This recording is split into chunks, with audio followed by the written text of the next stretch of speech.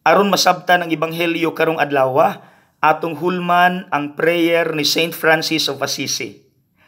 It is in dying that we are born again to eternal life. Kung inyong nabantayan, na ay duha ka nagkalahi nga realidad, death and birth. Pero abi ninyo mga igsuon, kana di ang death ug birth, pariha day na. Ato ganing sulayan pagsumpay. Sa dihang ang bata naa pa sa tiyan sa mama, tanang kahayahay iyang nasinati. Kita pod, samtang ni atas kalibutan, bisag daghan tang problema, wala biya pa'y gusto natong mamatay, di ba?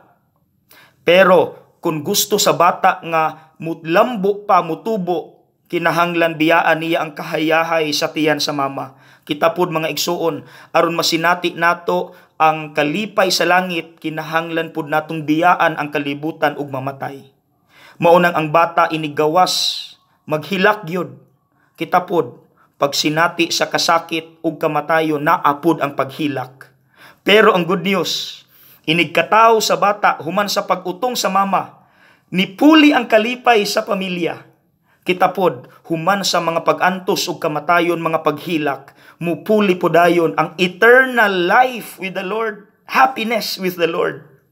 So mga igsuon, panahon ba unta sa problema ba og kamatayon, dili unta ta mo focus diha lang sa paghilak o pag-antos. Kundili ang mupuli nga kalipay human sa paghilak kana unta. Di apao, giingon ni San Pablo, ayaw kalimti.